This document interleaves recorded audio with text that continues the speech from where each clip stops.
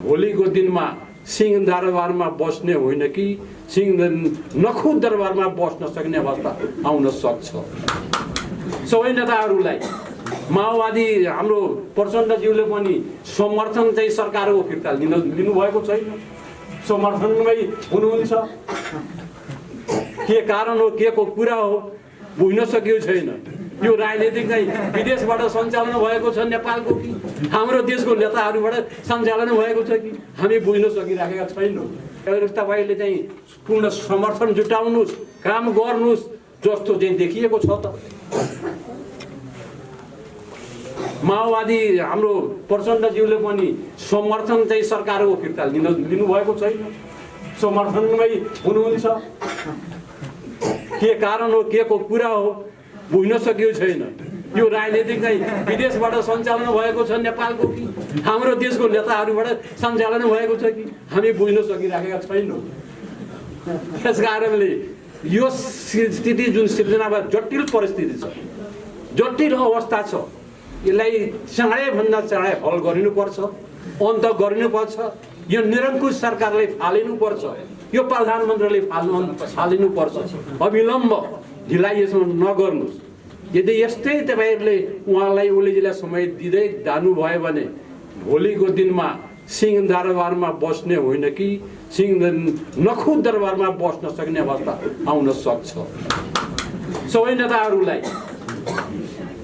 त्यस कारणले अविलम्ब यसलाई हल गरियोस्, अन्त गरियोस् र हामी दलित समुदायलाई जसरी 33% महिलाको संविधानमा सुनिश्चित गरियो त्यो किन गरियो हामी पनि बुझिराखेका छौँ।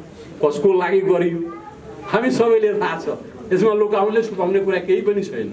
नेताहरूको आफन्त पर्छन् महिलाहरू भनेर चाहिँ राखिएको हो, त्यसमा दुई मत छैन। त्यस कारणले सबभन्दा दमनमा शोषणमा पढेका दलितहरूलाई 13% संविधानमा किन उल्लेख गरियो, किन राखिएन? सबैभन्दा दमनमा परेको दलित समुदाय हो नि, सबैले थाहा भएको कुरा हो नि। त्यस कारणले अब चाहिँ फेरि पनि सबभन्दा प्राथमिकताको रूपमा दलित समुदायलाई राखेर चाहिँ संविधानमा उल्लेख गरिनुपर्छ, सबै ठाउँमा संरचनामा राख्नुपर्छ। पार्टीभित्र जसरी प्रचण्डज्यूले वरिपरि दलितलाई राख्नुभएको छ, पार्टीभित्र पनि वरिपरि राख्नु छ आफ्नो नजिकमा। त्यो ठुल्ठुला मान्छेलाई राखेर तपाईँ हेरिसक्नुभयो, असफल भइसक्नुभयो। अब यो दलित समुदायलाई राख्नुहोस्, सरकारलाई गए पनि राख्नुहोस्, बाहिर पार्टीभित्र पनि राख्नुहोस्, अनि मात्र सफलता प्राप्त हुन्छ। यति भन्दै म आफ्नो मलाई अन्त गर्छु। धन्यवाद।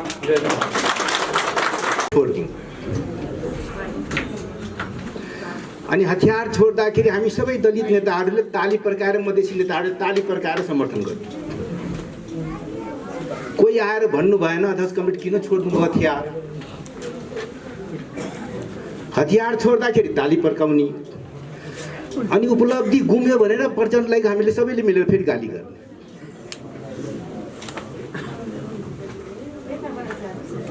अब मधेस बिग्रियो भने पनि हामी गाली गर्छौँ उहाँलाई नै, तपाईँले नि बिगार्नु भन्छु। आन्दोलन बिग्रियो भने उहाँलाई नै गाली गर्छौँ। हामी सबै चोखो र उहाँ चाहिँ मतलब खत्तम। त्यसमा पहिले सुरुवात गर्ने म नै हो। फेरि मैले नै सुरुवात गरेको नि त, तर मैले कहाँबाट सुरुवात गरेँ? प्रचण्ड पथ छोडेपछि सुरुवात गरेको। अब हाम्रो कमरेड अध्यक्ष चाहिँ अलि उदारै हुनुहुन्छ। उहाँको भावना तपाईँ जानु सबैजना मिलेर यो गर्नु पर्यो भने उहाँ भनिहाल्नु। अवसरवादीहरू आएर पनि केही कुरा भन्नु भने भनिहाल्नुहुन्छ कि।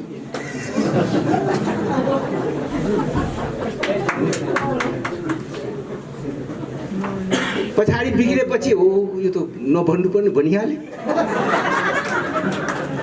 चिज बिग्रिसकेको हुन्छ हेर्नुहोस्। तर हामी तपाईँहरू फेरि ताली पड्काइदिनुहोस् त्यसमा पनि के। हाम्रो जुन ताली सोच विचार गरिकन ताली नपड्काउने जुन हाम्रो छ हैन, त्यो चाहिँ खतरनाक भएको छ कि आन्दोलन। यो गम्भीर विषय हो कि मतलब त्यसैले चाहिँ मेरो आग्रह के हो भने हाम्रो नेतालाई ठिक ठाउँमा राख्नु। हामी सबै गम्भीर हुनुपर्छ के। हामी त इमानदार छौँ, हाम्रो नेताले ठिक विश्वास गर्नु ठिकै हो नि त। हामी नेताले ठिकै गर्छ, तर हाम्रै बिचमा हमेसा नेता त बस्नुहुन्न नि त।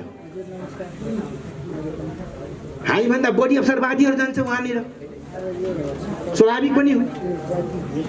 यो त जनयुद्ध होइन नि कि हाम्रो घेरा मात्रै बस्नुहुन्छ, काठमाडौँमा बस्नुहुन्छ। फेरि यो कस्तो खेल छ हेरिहाल्नुभयो। हाम्रो नेता चाहिँ विचारको लडाइँ लड्ने, प्रचण्ड चाहिँ षड्यन्त्रद्वारा लड्ने, के अरे प्रचण्ड सरी ओली चाहिँ षड्यन्त्र गरेर लड्ने। विचार भएपछि ठिक भइहाल्छ भन्नुहुन्छ, हो त नि। विचार पहिलो त विचारै हो क्या, तर ओली त महाको षड्यन्त्रकारीहरू। त्यसैले चाहिँ मेरो आग्रह कहाँ हो भने यो दलितको कुराहरू, मधेसमा चाहिँ धेरै दलित हो त नि। तर एउटा कुरा मलाई भन्न मन लाग्छ कि दलितमाथि दलितले दमन गरेको छ कि छैन? कुरा कसरी बोल्नुहुन्न कि दलितहरू? दलित नेताहरू खालि आफू चोखो के, हामी सबै चोखो? दलित नेताहरू कुन तल छ माथि मलाई थाहा छैन, दलितमा पनि माथि तल माथि छ हेर्नुहोस्।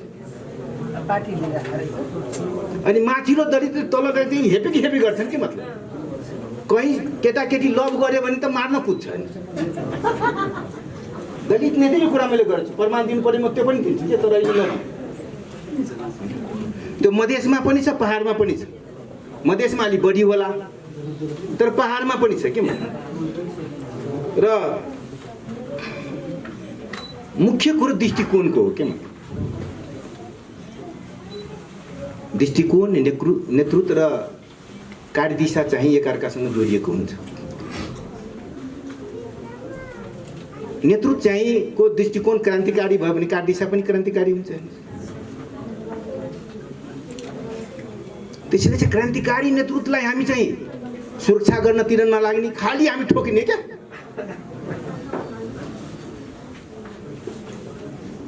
अब अध्यक्ष कमरेडलाई पनि लाग्दो नि कहिले काहीँ त यति गर्दा पनि सबैले गाली गर्छ बाबा, जति गरे पनि गाली गर्छ। फेरि सबै आउँछ यहीँ। हामीले जनयुद्धबाट कमाएको उहाँमै केन्द्रित छ। त्यसको विकास गर्ने कि हामी गएर उहाँलाई लुच्ने के। मतलब हामी जम्मै गएर लुचेको, तपाईँहरू होइन है, तपाईँहरू होइन हो, हामी जस्ता के। मतलब अलि उहाँ नजिक हुने, तपाईँकै हो कमरेड भन्ने, तपाईँले जे भन्नुहुन्छ त्यही मान्ने, हामी जस्ता मान्छेहरू के। मतलब अनि गएर मेरो यो काम गर्नु भने म देखाइदिन्छु भनेपछि त्यस्तै अरू पनि गएर भन्छ, अरू पनि गएर भन्छ। अनि उहाँको चेतना के हुन्छ? किन वस्तुबाट विज्ञानले के भनेछ भने वस्तुबाट चेतना आउने हो। त हामी त्यस्तै मान्छेहरूको घेरा उहाँलाई पार्यो भने उहाँको चेतना के हुन्छ? उहाँले के सोच्ने हो? त्यसैले मेरो आग्रह के हो भने हामी दलित भन्दाखेरि तपाईँ मात्रै, हामी पनि दलितै छौँ कि। मधेसीहरू त झन् दलित के। मधेसीहरू त पहाडिया दलितबाट पनि हेपिएका दलितहरू हो।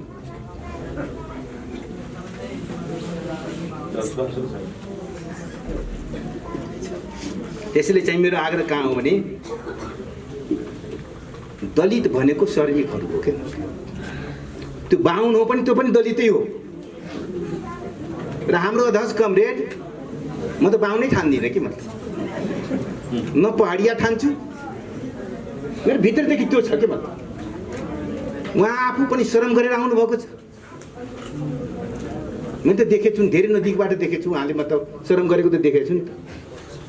अनि श्रम गर्ने बाहुनै हुन सक्दैन के। मतलब श्रममा ठगेर बस्ने, चाहे त्यो दलित हो, चाहे जनजाति हो, चाहे मधेसी होस्, जोसुकै होस्, श्रम ठग्नेहरू ब्राह्मण हो के, बाहुनवादी हो के। मतलब जो श्रम गर्छ त्यो बाहुन हुँदैन के। मतलब हामी दलितहरू पनि सोचौँ, दलित नेताहरू चिटिक्क परेर श्रम गर्न नपरोस् भनेपछि त दलित हो र। त्यसैले मैले बुझेको दलित भनेको श्रम हो, श्रमिकहरू हो र हामी श्रमिकहरू मुक्तिको लागि लडिरहेका छौँ। अब हामीलाई रिस उठ्यो भने त पनि त पाउने हो नि त, प्रचार पनि त पाउने हो, हामी भनिहाल्छौँ कि। म नि भन्छु बाबा, अरूको कुरा छोड्नु, अरू नभन्नु, तपाईँहरू नभन्नु भयो होला, म भन्छु। रिस उठ्यो भने बाहुने भने भन्छु, होइन? त्यही त तपाईँहरू भन्नु भने राम्रो हो। जतिजना भन्नुभयो चाहिँ राम्रो, हामी जसरी भन्छु त खराब हो नि त। हामी त खराबहरूको जमात बढी छ कि नभन्नेहरूको जमात छ कि हाम्रो आन्दोलनमा, त्यो पनि ख्याल गरौँ के। मतलब त्यसैले मेरो आग्रह कहाँ हो भने विचारको रक्षा नगरिकन र विचारको विकास नगरिकन हुँदैन के, केही पनि हुँदैन के। मतलब हामी त्यसमा जोड गरौँ। अलिअलि त्यसमा आएको छ र नेतृत्वको रक्षामा लाग्नु। त्यसैले चाहिँ मेरो आग्रह कहाँ हो भने यो दिवस र पार्टीभित्रको अवसरवादको विरुद्ध लड्नु। अवसरवाद भनेको क्यान्सरै हुन्छ हेर्नु, र अवसरवाद भयो भने टुटफुट चाहिँ हुन्छ हेर्नु। त्यसैले चाहिँ वैचारिक रूपमा चाहिँ क्लियर हुने र हामी सबै एकजुट भौँ त। फेरि हामी एकजुट भयो भने र म अध्यक्ष कमरेडलाई के भन्छु भने आफ्नोमा भर परौँ, अरूसँग सहकार्य गरौँ र आफ्नोमा भर परौँ र श्रमिकहरूको मुक्तिको लागि साबी हामी सब एकजुट हौँ। यही शुभकामना सहित म आफ्नो भनाइ यहीँ टुङ्ग्याउँछु। धन्यवाद। आउँदैछ र दलित सम्बन्धी नीति नियम के बनाउने धेरैलाई मेसो छैन, किनभने गोजीका पात्रबाट समानुपातिक सांसदहरूले ल्याएछ। दलित आन्दोलनबाट सङ्गठनबाट सशस्त्रमा भूमिका हेरेका ल्याइएको छ नि। यो विडम्बना बनाएको छ। मैले मात्र जोड्न खोजेँ एकताबद्ध सङ्घर्ष सांसदहरूको बिचमा जरुरी छ।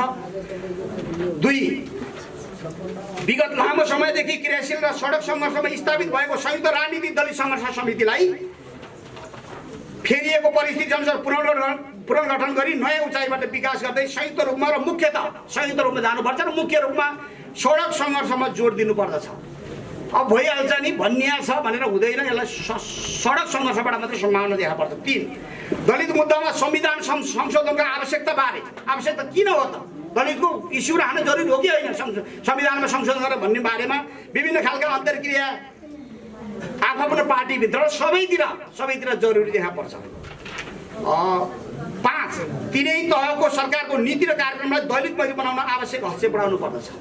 केही जिल्लाहरूमा आजकै दिन नगरपालिकाबाट गाउँपालिकाबाट बजेट छुट्याएर साथीहरूले एक्टिभ साथीहरूले गर्नुभएको छ, अन्य थाहै छैन। यो स्थिति हामीमा पनि छ र हामीले अहिले मैले भने 1 रुपियाँ बजेट पनि पालिकाहरूले छुट्याउँदैन। पहिला गाविस हुँदा 8-9% बजेट चाहिँ दलितलाई छुट्याउनु चलन थियो। म अध्यक्ष कमरेडले ध्यान आकर्षित गर्छु। अहिले 1 रुपियाँ बजेट दलित समुदायले छुटिँदैन। यो खालको परिस्थिति छ। अन्त्यमा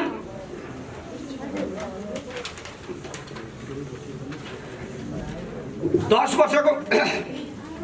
वर्षको महान जनयुद्ध र जनआन्दोलनलाई छिचोलेर आएको हाम्रो सङ्गठन दलित मुक्ति मोर्चाले आगामी दिनमा क्रान्तिकारी दलित मुक्ति आन्दोलनलाई कुशलतापूर्वक नेतृत्व गर्नुपर्दछ।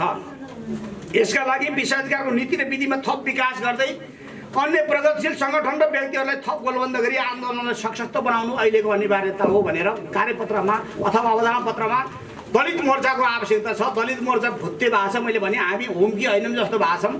त्यसकारण यसलाई फेरि एकपटक दलित आन्दोलनलाई नयाँ गति पैदा गर्नको लागि दलित मोर्चालाई केन्द्रदेखि तलसम्म सङ्गठित गरेर व्यवस्थित गरेर जान जरुरी छ भन्दै र अन्तिममा अहिले दलित आन्दोलन प्रतिगामी दिशामा गएको छ अथवा प्रतिगामी दलित आन्दोलन त नहो, दलित आन्दोलन गतिहीन भएको छ। दलित मोर्चा यसै हामी निष्क्रिय छँदैछौँ। त्यसकारण चाहिँ अब दलित आन्दोलनलाई प्रतिगमनले निल्न खोजिएको छ।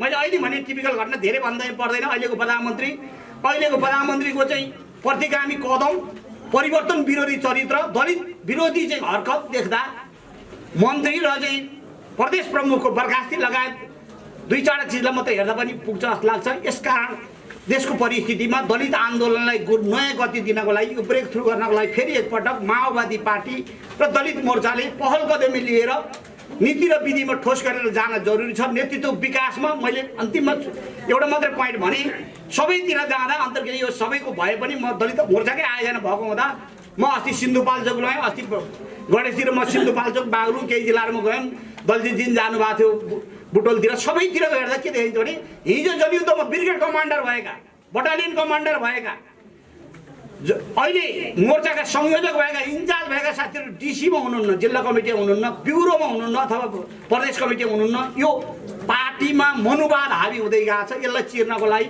व्यक्तिमा भनेर हुँदैन, नीतिको विकास गरेर डेपमा माथिबाट जान जरुरी छ। यति कुराहरू राख्दै दलित आन्दोलनलाई सबै भएर अगाडि बढाउँ भन्ने कुराहरू राख्दै अवधान पत्र कार्यालयतर्फबाट पेश गर्न चाहन्छु। हस्त, धन्यवाद।